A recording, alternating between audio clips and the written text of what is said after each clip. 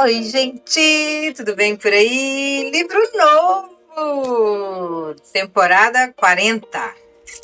Temporada 40. Vamos começar como sempre, todo o primeiro livro. É uma continuação de Timóteo, segunda Timóteo, mas a gente vai começar explicando qual é a música. A música é muito legal. Eu não sou esclavo del temor. Não sei falar essa língua, deve ser espanhol. Eu não sou escravo desse medo, né? É um instrumental para orar. 2025, eu estou ouvindo no YouTube Music e ele vai nos acompanhar nesses, eu acho que é bem pequenininho de ver aqui, 4 capítulos, 4 dias a gente vai ter o acompanhamento dessa música aí. Eu não sou esclavo del temor. Bonito, né?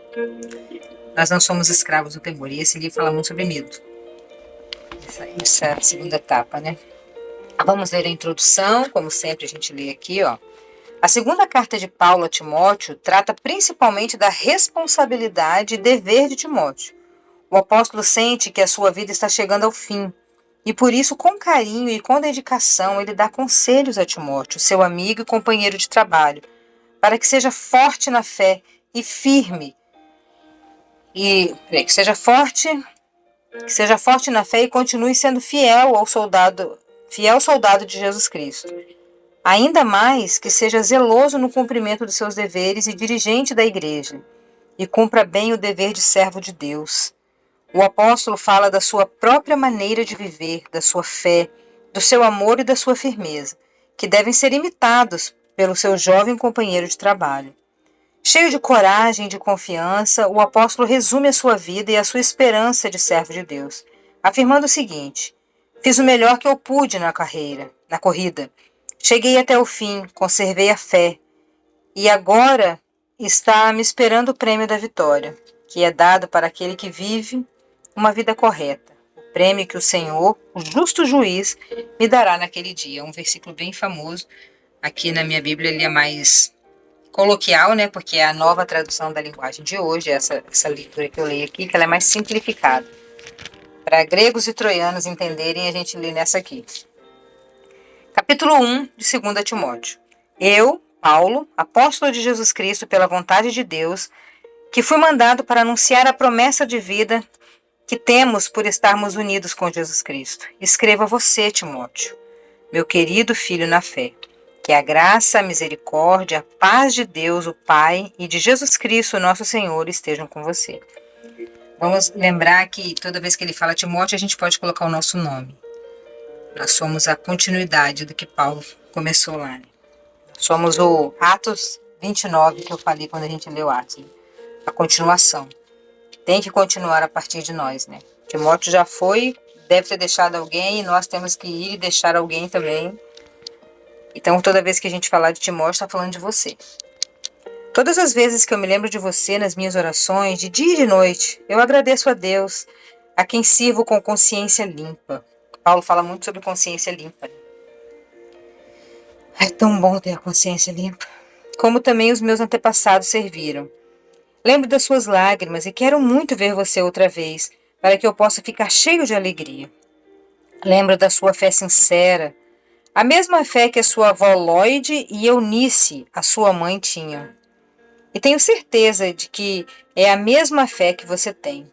Por isso, quero que você se lembre de conservar vivo o dom de Deus que você recebeu quando coloquei as mãos sobre você. Pois o Espírito de Deus nos deu, não nos torna medrosos.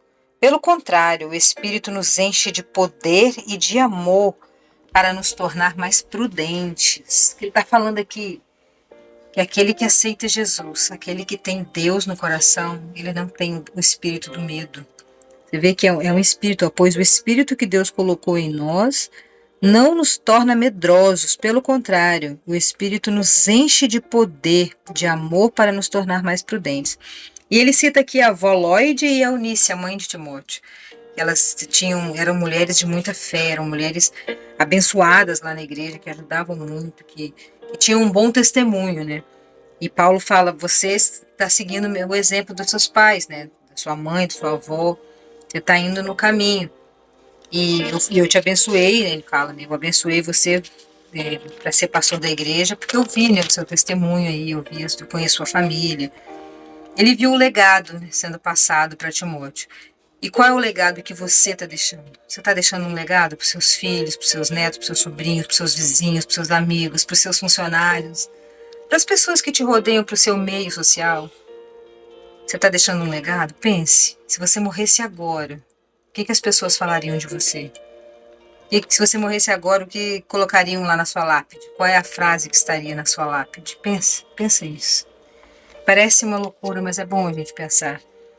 E até para mudar o nosso caminho, nossas ações, né? Para que a gente venha deixar um legado de fé, de esperança, de trabalho, de força, seja lá qual for o seu dom, né? Que você deixe esse legado.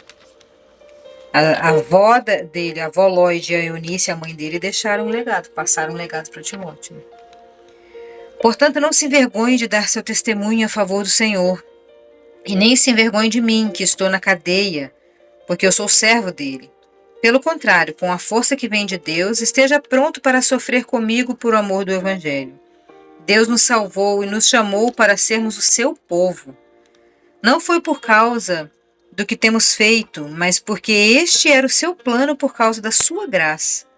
Ele nos deu essa graça por meio de Jesus Cristo, antes da criação do mundo. Mas agora ela foi revelada a nós por meio do teu glorioso aparecimento de Jesus Cristo, pelo glorioso aparecimento de Jesus Cristo, o nosso Salvador. Ele acabou com o poder da morte por meio do Evangelho. Ele revelou a vida que dura para sempre. Ai, que coisa mais linda. Glória a Deus, ele está falando, Paulo está preso em Roma, preso por anunciar o cristianismo, preso por anunciar Jesus, preso pelos que se diziam donos da lei, né, os fariseus ali, aquele povo do mal. Paulo está preso, com muita saudade de Timóteo, agradecendo pelo legado deixado pela avó e pela mãe, pedindo que ele continue isso, pedindo para ele não ter vergonha do Evangelho, nem vergonha dele, porque Deus escolheu eles para esse trabalho, para esse serviço, é a missão de cada um deles ali. E por meio do Evangelho, Jesus veio e transformou, revelou a vida que dura para sempre. Então, nós vamos morrer, mas temos certeza absoluta que vamos ressuscitar numa nova Jerusalém. Ai, é tão bom saber isso. É tão bom saber que meu pai, meu tio, meus avós, eles vão ressuscitar. A gente vai ver de novo. E Jesus, quando veio, ele morreu e ele ressuscitou. E isso nos prova que nós também vamos ressuscitar. É a certeza que a gente tem, que a gente vai ressuscitar, porque Cristo ressuscitou, ele veio fazer tudo que a gente fez, tudo que a gente faz, todo o processo que a gente passa. Jesus passou pelo processo, morreu, foi lá no inferno, pegou a chave da morte e trouxe de volta, ressuscitou. Aleluias! Glória a Deus! Aleluias! Dê um aleluia, dê um glória a Deus. Nós vamos ressuscitar. A morte não é morte eterna para nós.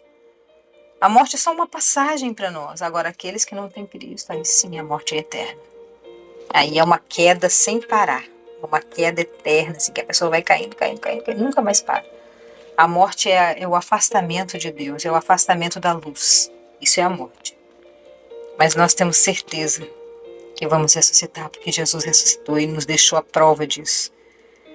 Deus me escolheu como apóstolo e mestre para anunciar o Evangelho. É por isso que eu sofro essas coisas. Mas eu ainda tenho muita confiança, pois sei em quem tenho crido, e estou certo de que Ele é poderoso para guardar até aquele dia aquilo que Ele me confiou. Esse versículo é muito famoso, né? Eu sei em quem tenho crido e estou certo de que Ele é poderoso para guardar até aquele dia o que Ele me confiou. Nós sabemos em quem temos crido, nós temos certeza que ressuscitaremos, absoluta certeza que a nossa alma sim é imortal. Nós cremos em Jesus. E tudo que aconteceu com Ele vai acontecer com a gente também. Ele ressuscitou, nós também ressuscitaremos, porque nós cremos nele. Se você não crê nele, passe a crer agora, se você quiser ressuscitar. Tome como modelo os ensinamentos verdadeiros que eu lhe dei.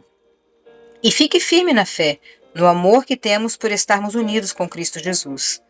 Por meio do poder do Espírito Santo que vive em nós, guarde esse precioso tesouro que foi entregue a você. Você já sabe que todos os irmãos da província da Ásia, inclusive Fígelo e Hermógenes, me abandonaram.